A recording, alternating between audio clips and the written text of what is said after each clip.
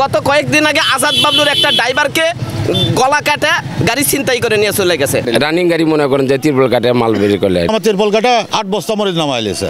যেখানে ভয়ভীতি যেখানে থাকার কথা মানে প্রশাসন বা আইনের লোক সেখানে না থাকে ওনারা চার দোকানে আড্ডা মারে চা খাচ্ছে, টিভি দেখতেছে। রাতের হাইওয়েগুলো ট্রাক মালিক এবং শ্রমিকদের জন্য এখন অন্যতম এক আতঙ্কের নাম। ট্রাক মালিক এবং শ্রমিকদের দাবি, এইসব রোডে দিন দিন বাড়ছে চাঁদাবাজি এবং সেই সাথে হচ্ছে অভিনব কায়দায় ডাকাতি।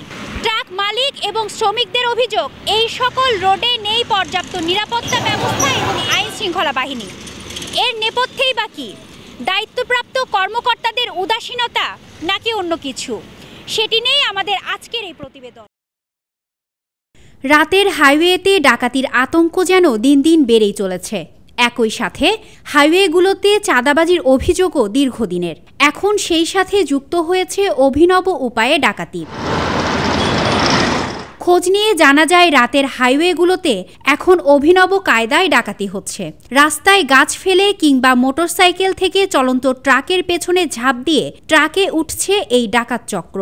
এরপর ট্রিপল কেটে ট্রাকে থাকা মালামাল লুট করা হয়, এমনকি অস্ত্র দেখিয়ে নেওয়া হচ্ছে মোটা অঙ্কের টাকা।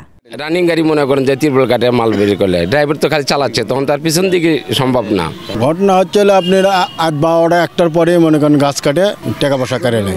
বেলগুছি রাস্তা এবং হলো উল্লাপাড়া এগুলো তো আপনার রাস্তার গাছ ফেলে ডাকাতি দেয়, মারধর করে।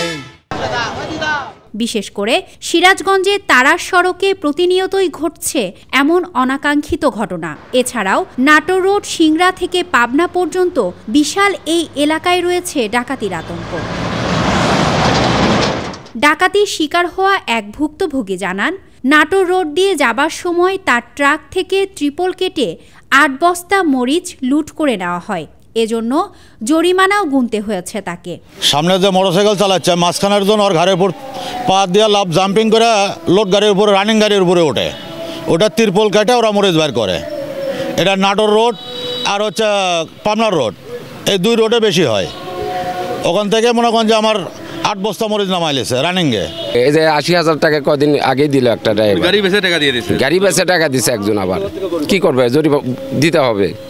আপনি মাল লেগেছে, আপনি মাল বুঝে না পারলে তো আমরা টাকা দেবেন না।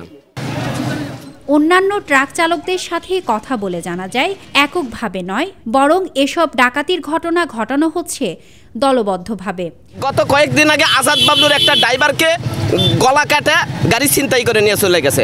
আজকে গাড়ির কোনো খবরও নেই, ড্রাইভার আজকে মানে মৃত্যু। এর সংসার মানে অসহায় পরিবার। বর্তমানে পরিবহন সেক্টরে কোনো নিরাপত্তা নেই।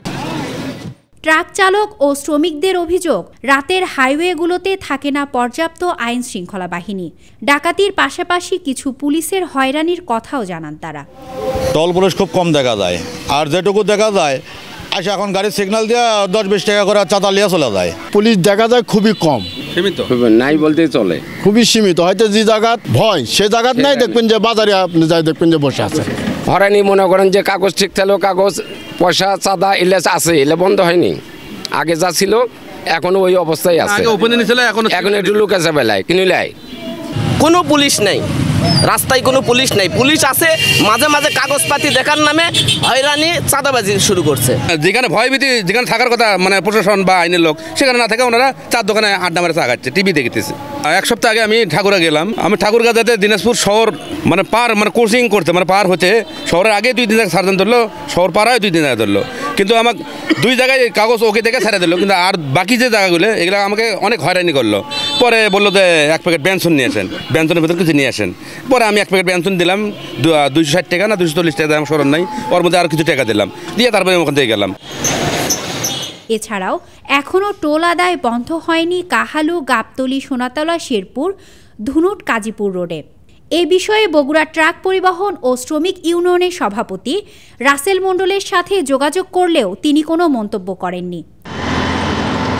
তবে ডাকাতির এই বিষয়ে হাইওয়ে পুলিশকে অবগত করা সহ হাইওয়ে টহল টিমকে আরও সচেতন হবার কথা জানানো হবে বলে উল্লেখ করেন বগুড়ার অতিরিক্ত পুলিশ সুপার সুমন রঞ্জন। আমরা হাইওয়ে পুলিশের সাথে আমাদের নিয়মিত যোগাযোগ আছে, আমরা তাদেরকে এই কনসার্ন বিষয়গুলো তাদেরকে জানাবো এবং আমাদের যে হাইওয়ে কেন্দ্রিক যে টহল টিমগুলো আছে সেই টিমগুলোকে আমরা সচেতন করব।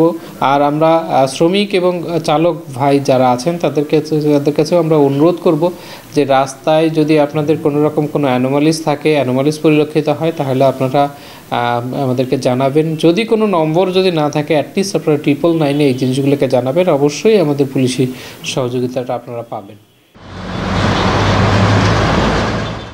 স্মৃতি সঞ্চয়িত অর্থে দৈনিক করতোয়া।